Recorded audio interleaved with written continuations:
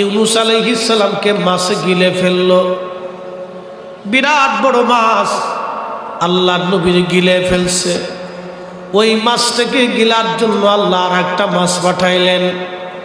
ওই মাছটাও ইউনূস আলাইহিস সালামের ওই মাছকে গিলে ফেললো। ইউনূস নবী অন্তত মিনিমাম হলো 40 হাত লম্বা ছিলেন। 40 হাত একটা মানুষকে খাওয়ার জন্য মাছটা কত বড় হবে? সেই মাছটাকে খাবার জন্য আল্লাহ আরো একটা মাছ পাঠাইলেন, তাহলে ওই মাছটা কত বড় হবে? একসাথে বলবেন না সুবহানাল্লাহ। আমাদের দেশের পাঙ্গাস না,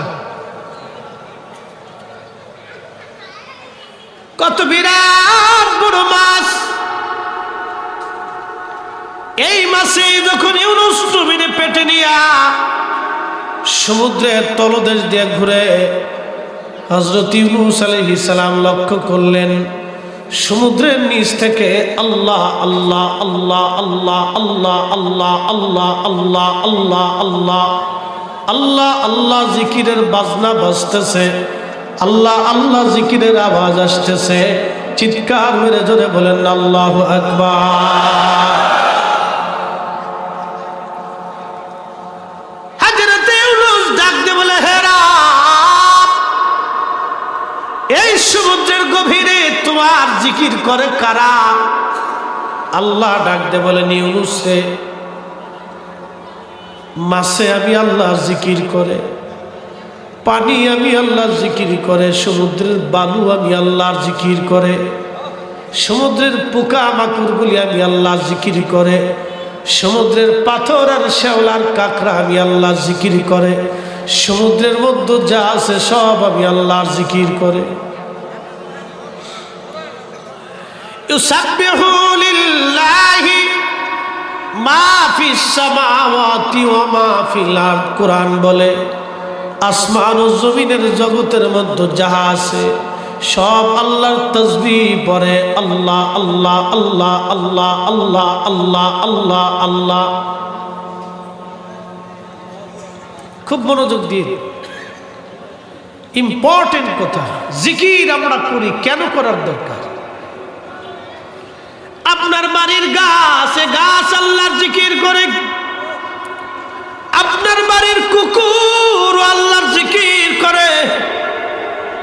শুধু কি তাই না, আল্লাহর কোরআন আরো বলতেছে, আলাম তারা আন্নাল্লাহা ইয়াসজুদু লাহু মান ফিস সামাওয়াতি ওয়া মান ফিল আরদ।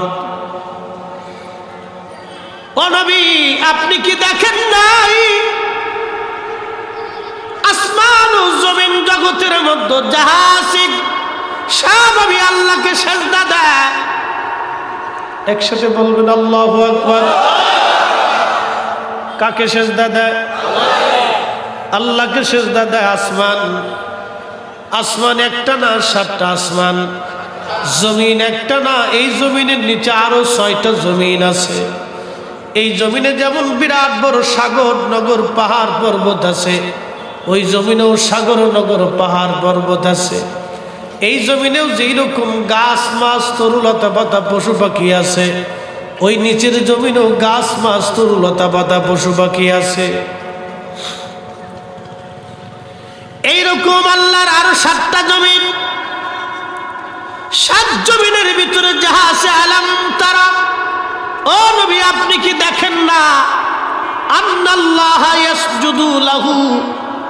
আমার নবীর চোখের পাওয়ার আর কত! আল্লাহর কোরআন বলতেছে, আলাম তারা, আপনি কি লক্ষ্য করেন না, আন্নাল্লাহা ইয়াসজুদু লাহু মান ফিস সামাওয়াতি ওয়া মান ফিল আরদ। আসমান ও জমিনের ভিতরে যাহা আছে সব আমি আল্লাহর সেজদা দেয়। ও নবী আপনি কি লক্ষ্য করেন না, আপনি কি দেখেন না, যাহা আছে সব আমি আল্লাহর সেজদা দেয়। এরপরে আল্লাহ বলে কি সেজদা দেয়? ওয়াশ-শামসু, সূর্য সেজদা দেয়, ওয়াল কমারু, চাঁদ সেজদা দেয়, ওয়াশ-শামসু ওয়াল কমারু ওয়ান নুজুম, নক্ষত্রগুলি আল্লাহকে সেজদা দেয়, ওয়াল জিবালু, পাহাড় আল্লাহকে সেজদা দেয়, ওয়াশ-শাজারু, গাছ আল্লাহকে সিজদা দেয়, ওয়া দাওয়াবু সৃষ্টির মধ্যে যত পশু প্রাণী আছে সব আল্লাহকে সিজদা দেয়, ওয়া কাসীরুম মিনান নাস কিছু মানুষ আল্লাহকে সিজদা দেয়, বাকি মানুষ আল্লাহকে সিজদা দেয় না। কি কথা কন না কেন? আল্লাহরে কি সবাই সিজদা দেয়? সব মানুষ আল্লাহরে দেয় না, কিন্তু সব গাছ আল্লাহকে সিজদা দেয়, সব সূর্য আল্লাহকে সিজদা দেয়, সব চাঁদ আল্লাহকে সিজদা দেয়, ওয়ান নুজুম সব নক্ষত্র আল্লাহকে সিজদা দেয়, ওয়াল জিবাল সব পাহাড় আল্লাহকে সিজদা দেয়, ওয়াশ শাজার সব গাছ আল্লাহকে সিজদা দেয়, ওয়াদ দাওয়াব সব পশু প্রাণী পাখি সব আল্লাহকে সিজদা দেয়। এখানে এসে আবার আল্লাহ মানুষের বেলায় বললেন, ওয়া কাসীরুম মিনান নাস কিছু সংখ্যক মানুষ আল্লাহকে সিজদা দেয়, বাকি মানুষ আল্লাহকে সিজদা দেয় না। কিন্তু সৃষ্টির সব আল্লাহকে সিজদা দেয়, মানুষই কেউ সিজদা দেয়, কেউ দেয় না, কেউ দেয়, কেউ দেয় না, কেউ মানে, কেউ মানে না, কেউ মানে, কেউ মানে না, কেউ আল্লাহ জিকির করে, কেউ করে না, কিন্তু সব সৃষ্টি আল্লাহর জিকির করে। ইউনুস বলে, আল্লাহ সমুদ্রের গভীরে তোমার জিকির করে কারা? আল্লাহ ডাক দে বলেন, ইউনুস সমুদ্রের নিচে যা আছে সব আমি আল্লাহ জিকির করতেছি। কথা বুঝে যাওয়াটা জরুরি, কথা বুঝে যাওয়াটা জরুরি। এই জন্য আল্লাহর ওলিদের জীবনীতে দেখা গেছে তারা সারা রাত আল্লাহর জিকির কাটাইতেন। আল্লাহ আল্লাহ আল্লাহ আল্লাহ আল্লাহ জিকির করতে করতে করতে করতে করতে করতে করতে করতে তাদের কালবের দরজা উন্মুক্ত হয়ে গেল।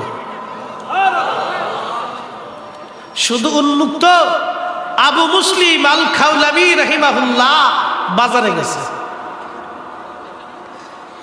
বাজারে যাবে, বিবি বলতেছে, স্বামী গো বাজার থেকে কিছু কিনে নিয়ে আসে, আটা লাগবে, সবজি লাগবে, বাচ্চারা খাবে।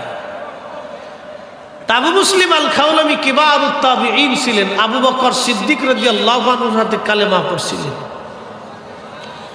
স্ত্রীকে বলতেছে, বিবিরে বাজার থেকে যে সদাই কিনবো পয়সা করি নেই। তো স্ত্রী বলতেছে, স্বামী আমার, আমি সুতা কাটছিলাম, আমি 3টা দিনার এখান থেকে জমা করছিলাম, তাহলে এই 3 দিনার নিয়ে আপনি বাজার করে নিয়ে আসেন, 3 টাকা 3 পয়সা। আবু মুসলিম আল খাওলাবী 3 দিনার নিয়ে রওনা করছে। যাওয়ার পরে বাজারে যাওয়ার পরে এক ভিক্ষুক এসে বলতেছে, আমি খুব অসহায়, আমাকে দয়া করে কিছু দেন। আবু মুসলিম আল খাওলাবী চিন্তা করলেন, এই টাকা যদি আমি দিয়ে দিই তো বাচ্চারা না খেয়ে থাকবে। উনি আস্তে করে পাশ কেটে যে আর এক দোকানে যে দাঁড়াইলেন, ভিক্ষুক ওনার পিছু ছাড়লো না। কিছু ভিক্ষুক আছে দেখবেন খুব বেহায়ার বেহাইয়া, দরে তো আর ছাড়ে না। কি কথা করেন, গাছে যায় ও নিয়েই ছাড়বে। টঙ্গীর ইস্তেমার মাঠ দিয়ে আমি মাজুখান যাচ্ছি মাহফিলে, এক ভিক্ষুক এসে হুজুর ভিক্ষা দেন।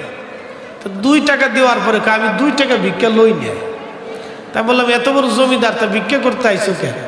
তা আমার 5 টাকা দিয়ে আপনার 5টা দিয়ে গেলাম, বুঝতে পারছেন?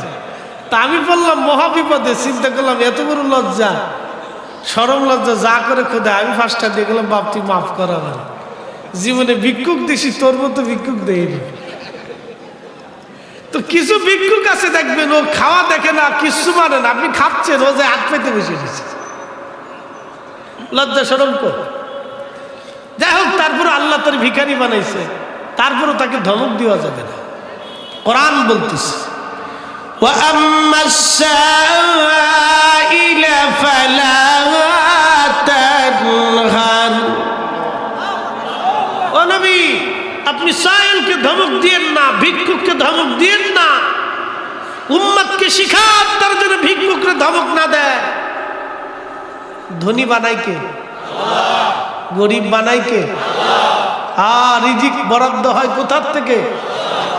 আসমান থেকে বরাদ্দ হয়। বাংলাদেশে আজ থেকে 30 বছর আগে এদেশের 100% মানুষের 85% মানুষ 3 বেলা পেট ভরে খাবার ছিল না।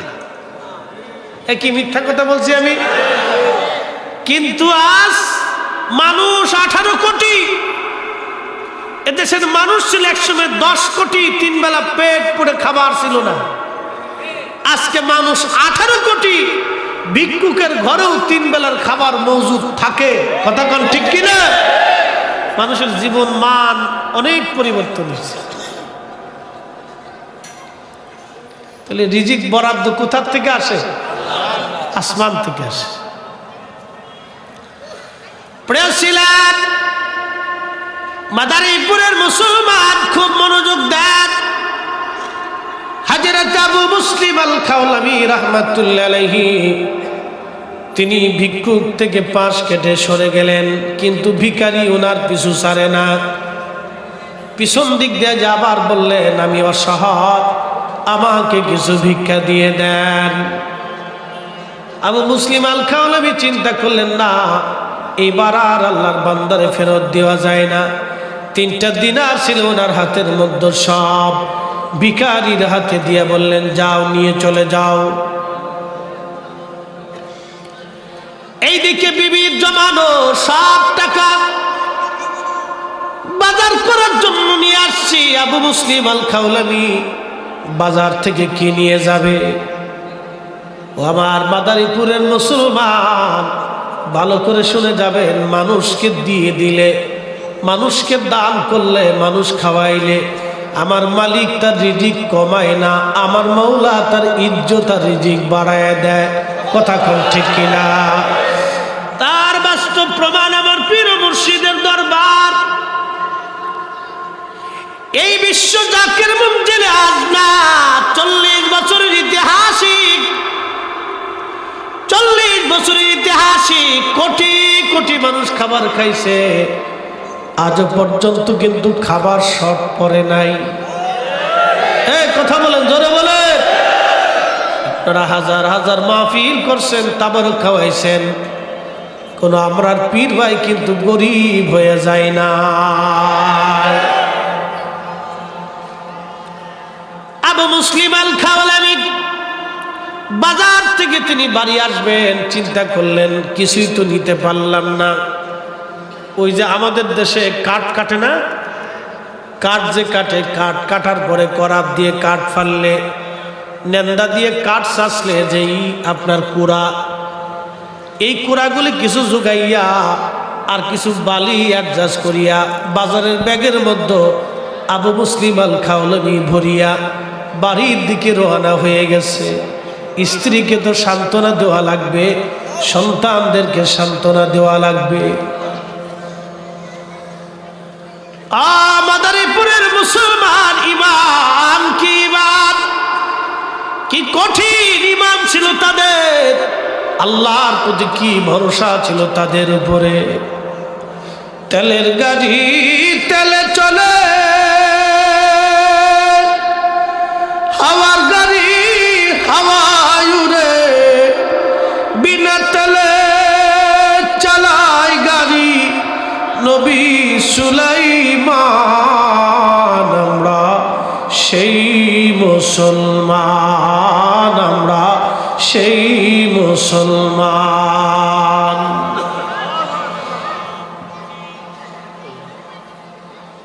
কাঠের গুড়া আর বালু একভাবে ভরিয়া ব্যাগের ভিতরে করে নিয়ে আসছে। ইমাম জৌজি রাহমাতুল্লাহ আলাইহি আজ থেকে 900 বছর আগের লেখা একটা কিতাব উয়ুনুল হাকায়াতের মধ্যে তিনি লিখতেছেন, আবু মুসলিম আল খাওলামি রাহমাতুল্লাহ আলাইহি যখন নিয়ে আসতেছেন, নিয়ে আসার সময় উনি বাড়ির দরজায় নক দিলেন। বাড়ির দরজায় নক দেওয়ার পরে স্ত্রী দরজা খুলছেন, ব্যাগটা বিবির হাতেই দিয়া পিছনের দিক না থাকে আবু মুসলিম তাড়াতাড়ি চলে আসলেন।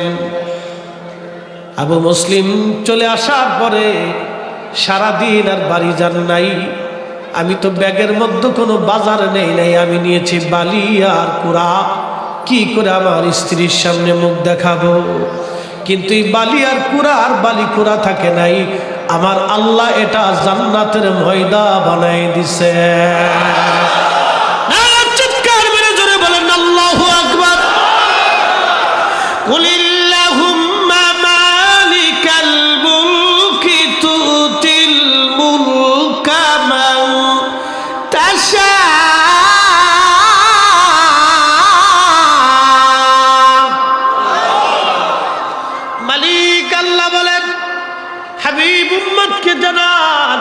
মুলকের মালিক আমি আল্লাহ রাব্বুল আলামিন। আমি যাকে খুশি আমি আল্লাহ রাজত্ব দান করি। আমি আল্লাহ তানজিউল মুলকা মিম্মান তাশাউ ওয়া তুইজ্জু মান তাশাউ ওয়া তুযিল্লু মান তাশাউ। আমি যাকে খুশি ইজ্জত ওয়ালা বানাই, যার কাছ থেকে খুশি আমি আল্লাহ ইজ্জত ছিনায় নেই। আমি মাঝে মধ্যে একটা হুজুর কেবলার জীবনের সত্য ঘটনা বলে থাকি। আমি হুজুর কেবলার জীবনের কোনো কারামত আমি একবারে বিশুদ্ধ না হওয়া পর্যন্ত বলি না, কারণ ফরিদি সাহেবের জবানের হিসাব কিয়ামতের ময়দানে আল্লাহ যদি চেয়ে নেয় তো হিসাব দেওয়ার মতো যোগ্যতা আমার নাই। লক্ষ লক্ষ মানুষ আমাদের কথা বিনা দলিলে তারা বিশ্বাস করে নেয়। কি কথা বলেন ঠিক কিনা? লক্ষ লক্ষ মানুষ আমাদের কথা বিনা দলিলে বিশ্বাস করে নেয়। হুজুর কেবলার একজন মুরিদ সন্তান ছিলেন, তার নাম কালো হাজি। তার বাড়ি ছিল বর্তমান নরসিংদীর ঘোড়াশাল। সে বহু আগের এখানে মৌলানা আব্দুস সুবহান শরীফপুরি সাহেব এখানে আমার ডানে উপস্থিত আছেন। ওনার আব্বাজান থেকে শুরু করে এখানে পালোয়ান যিনি ছিলেন আমাদের হানিফ ভাইয়ের বাবা যান, ওনারা এই মুরব্বীরা বহু আগের জাকের ছিল। সেই আজকের না, যখন হুজুর কেবলার সোনের ঘর ছিল তখনকার জাকের তারা ছিল। কি কথা বলেন ঠিক কিনা? এখনো অনেকে আছে জয়ী বৃদ্ধ হয়ে গেছে, অনেকে কবরে চলে গেছে। তো এই হাজি সাহেব 600 জাকের নিয়ে আসছে দরবারে মাটি কাটার জন্য খেদমতে। 600 জাকের আনার পরে হাজি সাহেবকে হুজুর বললেন, বাবা মাটি কাটতে থাকেন। এখনকার দিনের মতো এত মনকে মন চাউল ছিল না। তখন দরবার শরীফের যিনি খাদ্য অধিক গোদামের দায়িত্ব ছিলেন, পাকশালার প্রধান, তার নাম ছিল আব্দুল আলিম। লোকেরা ডাকতো আলিমুদ্দি মিয়া নামে। আলিমুদ্দি ভাই বলে সবাই ডাকতো আলিমুদ্দি ভাই। আলিমুদ্দি ভাই ছিল সর্বপ্রথম ওই সময়কার কর্মচারী এবং পাকশালার প্রধান। হুজুর কেবলা আলিমুদ্দি ভাইকে ডেকে বলেন, বাবা আলিমুদ্দি, বাড়িতে কি পরিমাণ চাউল আছে? আলিমুদ্দি ভাই জবাব দিলেন, হুজুর কেবলা মাত্র 6 সের চাল ঘরের মধ্যে আছে, এছাড়া আর কোনো চাউল দরবার শরীফে নাই। হুজুর বললেন, বাবা কালু হাজি সাহেব 600 জাকের নিয়ে আসছে মাটি কাটার জন্য, মাত্র 6 সের চাল বাবা, এতগুলি মানুষ। হুজুর কেবলা বলেন, বাবা আলিমুদ্দি ফাতিহা শরীফ পরে এই 6 সের চাল রান্না করেন। একবার জোরে বলা যাবে কি মারহাবা? ফাতিহা শরীফের বরকত আছে, পড়ার মতো পড়বেন। তাবারকের বরকত আছে। সাবধান, তাবারক রান্নার যে আবার বিড়ি চাইলেন না কিন্তু। হ্যাঁ, এই কথা মনে রাখেন, মন খারাপ করেন না। আমি সূত্র বলে দিয়ে যাচ্ছি, এই খাবার খেয়ে অনেকের ক্যান্সার রোগ ভালো হয়েছে। কি কথা ঠিক কিনা? অনেকেরই যে পেটে আলসার হয়, আলসার অনেকের ভালো হয়েছে। এটার একটা সূত্র আছে, নিয়ম আছে। পৃথিবীটা একটা নিয়মে চলে। আজকের মাহফিলের যেমন একটা নিয়ম আছে, সভাপতি সাহেব, চেয়ারম্যান সাহেব ছিলেন, সাবেক চেয়ারম্যান মহোদয় আছেন, এই যে মুরব্বীরা, এই যে নাম এবং একটা আপনার কি বলে রেজুলেশন, প্রত্যেক কাজে রেজুলেশন আছে। রেজুলেশন ছাড়া কাজ করলে সে কাজের কোনো রেজাল্ট পাওয়া যায় না। তরিকতরে একটা রেজুলেশন আছে, আপনি সেই রেজুলেশন মোতাবেক কাজ করলে তাহলে আপনি বেনিফিট পাবেন। কথা ঠিক কিনা? আর যদি বাহিরে করেন তাহলে আপনি কিছু পাবেন না। প্রত্যেক কাজের একটা সুন্দর চমৎকার রেজুলেশন আছে, তা আপনাকে সেই রেজুলেশন মোতাবেক কাজ করতে হবে। তা আমার পীর ও মুর্শিদ কিন্তু তাবারক কিভাবে মানে রান্না করতে হবে সেটাও হুজুর কেবলা আমাদেরকে শিখাই দিয়ে গেছে। কথা ঠিক কিনা? তো খুব মনোযোগ দিয়ে, চাল কয় সে, মানুষ কত, একসাথে বলবেন আল্লাহু আকবার। আবু মুসলিম আল খাওলামির কথাটা পরে বলতেছি। বাড়িতে দিয়েছে বালি আর কাঠের গুঁড়া, বাড়ি দিয়ে আসছে বালি আর কাঠের গুঁড়া। মনোযোগ দিয়ে, হুজুর কেবলার দরবার শরীফে চাল আছে মাত্র 600, মানুষ হলো 600। হুজুর বললেন বাবা আলিমুদ্দিন ফাতিহা শরীফ পড়ে রান্না শুরু করে দেন। জাকের ভাইরা সকাল থেকে মাটি কাটা শুরু, 600 মানুষ মাটি কাটতেছে। মাটি কাটার কাজটা কোনো সহজ কাজ না, এটা কঠিন কাজ। খেদমতটাও বড় কঠিন খেদমত, এটা সহজ কোনো খেদমত না। আলিমুদ্দিন ভাই রান্না শুরু করলেন ফাতিহা শরীফ পড়ে। রান্না হয়ে গেল, সকাল থেকে জোহর পর্যন্ত জাকের ভাইরা মাটি কাটলেন। এর ভিতরে হুজুর কেবলা তাদেরকে কোনো খাবার দেন নাই। এখন তো 3 বেলা ইচ্ছা করলে খাইতে পারেন, যদি বলেন আপনি 6 বেলা খাবেন তাও পারেন, কিন্তু তখন তো আর এরকম ছিল না। সকাল থেকে জোহর পর্যন্ত তারা মাটি কাটলেন। হুজুর কেবলা বললেন বাবা কালু হাজি সাহেবরে বলেন তিনি যেন জাকেরদেরকে নিয়ে জোহরের নামাজ পড়ে আসেন। হুজুর কেবলা জানেন হুকুম মোতাবেক হাজি সাহেব 600 লোক নিয়ে জোহরের নামাজ পড়লেন। নামাজ শেষ করার পরে হাজি সাহেব এসে বসলেন। হুজুর কেবলা আলিমুদ্দিন ভাইকে বললেন বাবা ভাতের ডেকসিটা নিয়ে আসেন, তরকারির ডেকসিটা আনেন। ভাতের ডেকসিটা আনার পরে হুজুর কেবলা ডেকসির উপর থেকে ঢাকনা সরাইয়া আল্লাহর ওলি আঙ্গুল ঢুকাই দিয়া মুখে আঙ্গুল লাগাইলেন, আবার আঙ্গুলটা ভিতরে ঢুকাই দিলেন। আল্লাহু আকবার। যুগ শ্রেষ্ঠ মহাবলী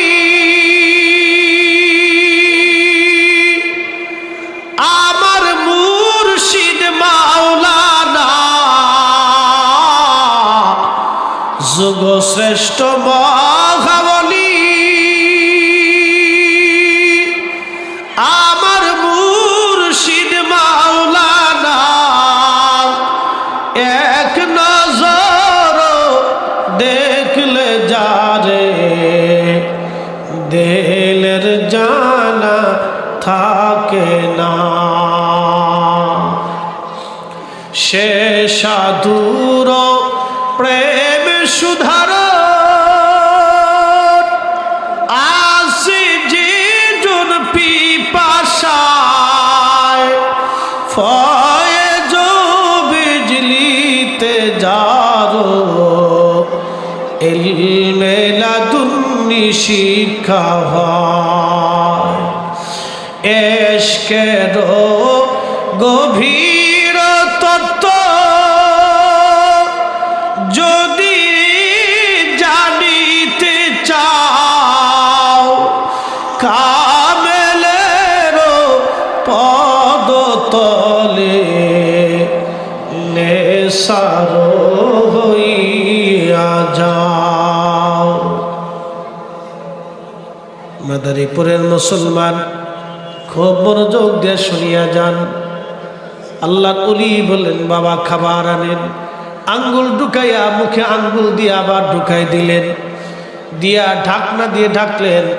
হুজুর কেবলা আর একটা কাপড় দিয়ে ঢাকলেন, তরকারিটাও কাপড় দিয়ে ঢাকলেন। ডেকে আল্লাহর ওলি ডাক দিয়ে বলেন আলিমুদ্দিন যে হুজুর 11 বার দুরূদ শরীফ পড়ে শুরু করে দেন, 11 বার দুরূদ শরীফ পড়ে বাবা শুরু করে দেন। একবার জোরে বলা যাবে কি মারহাবা? কতবার? 11 বার দুরূদের গোপন কথা আজকে বলে দিয়েছে। এই 11 বার দুরূদের গোপন কথা বলি, গোপন কথাটা আজ প্রকাশ করে দিয়েছে। বলবো? হ্যাঁ, 11 বার দুরূদ শরীফ পরে বুকে ফু দিয়ে বের হওয়ার কথা। সব ভালো কাজের আগে 11 বার দুরূদ শরীফের কথা হুজুর বলে দিয়ে রাখছে। গোপন কথা আজ বলে দিয়েছে। কোরআন বলতেছে ওয়া খালাকনাকুম মিন যাকারিন ওয়া উনসা, আমি একজন মানুষ, একজন পুরুষ আর একজন নারী দিয়ে আমি জগৎ সাজাইছি। এই জগতের মানুষ আল্লাহ একজন পুরুষ আর একজন নারী দিয়ে আল্লাহ জগতের মানুষ বানাইছে। পুরুষের নাম বাবা, নারীর নাম মা। কথা ঠিক কিনা? প্রথম পুরুষের নাম আদম, প্রথম নারীর নাম হাওয়া। শুরু হলো কিন্তু শুরু হওয়ার আগে একটা শরীয়তের কাজ আছে, এই কাজের নাম হলো শাদী, বিবাহ, বৈধতা, হালাল পদ্ধতি। হালাল পদ্ধতি, যে পদ্ধতির কারণে আমার পরিচয় হয়েছে, না হলে আমি হতাম হারামজাদা, অবৈধ। কথা বলেন ঠিক কিনা? এই পদ্ধতির নাম হলো বিবাহ, শাদী। এটা সেই শুরু থেকে চালু হলো কিভাবে? আদম শফিউল্লাহ জান্নাতে তিনার বাম পাজরের একটা কিঞ্চিত বাঁকা হাড় দিয়ে আম্মাজান হাওয়া আলাইহিস সালামকে আল্লাহ তৈরি করছে। এই জন্য আল্লাহ রসুল সতর্ক করছে, ও আমার উম্মত, নারী সমাজ কিন্তু কিঞ্চিত একটু বাঁকা আছে, তোমরা হঠাৎ হঠাৎ করে তাকে টান দিও না, তাহলে এটা ভেঙে যাবে, চুরে যাবে, ছিঁড়ে যাবে, সংসার নষ্ট হবে। যদি বাঁকা হাড়টাকে মাঝে মধ্যে একটু তেল মালিশ করে আস্তে আস্তে টান দিও। বুঝেন নাই কথা? মাঝে মধ্যে একটু পাম মারতে, পাম কথা সারা জীবন শুনতে হবে। এই জন্য মাঝে মধ্যে একটু পামের উপরে রাখতে, এটা দিলে জাতি খুশি। তো খুব মনোযোগ দিয়ে শুনতেছে, এটা শুনলে জ্বালা। আদম শফিউল্লাহ হাবিবে কিবরিয়া নবীজি বলতেছেন, আদম শফিউল্লাহ জান্নাতে, আদম আর মা হাওয়া দুইজন জান্নাতে। ইমাম মোল্লা আলী কারি মাক্কি রহমাতুল্লাহ আলাইহি আজ থেকে 450 বছর আগে একটা কিতাব লিখছেন মিলাদের উপরে, মিলাদুন নবীর উপরে একটা কিতাব উনি লিখেছেন। আজ থেকে 450 বছর আগের ইমাম মোল্লা আলী কারি মাক্কি, কিতাবের নাম আল মাওরুদুর রাবি ফি মাউলিদিন নবী সাল্লাল্লাহু আলাইহি ওয়াসাল্লাম। 450 বছর আগে মিলাদ পড়া যাবে কিনা, মিলাদুন নবীর মাহফিল হবে কিনা, এই ব্যাপারে 450 বছর আগের মক্কা মদিনার ইমাম, যার নামের আগে বলা হতো ইমামুল হারামাইন ওয়াশ শরীফাইন, দুই হারামের ইমাম, দুই হারামের ইমাম ছিলেন তিনি, ইমামুল হারামাইন। ওই জমানার মুজাদ্দিদ ছিলেন তিনি। মুজাদ্দিদ কিন্তু চারটিখানি কথা না। হযরত মোল্লা আলী কারি যখন মক্কার মুজাদ্দিদ, তখন এই উপমহাদেশের মুজাদ্দিদ ছিলেন হযরত মুজাদ্দিদ আল ফিসানি সেরহিন্দি ফারুকি রাদিয়াল্লাহু আনহু। একবার জোরে বলা যাবে কি মারহাবা?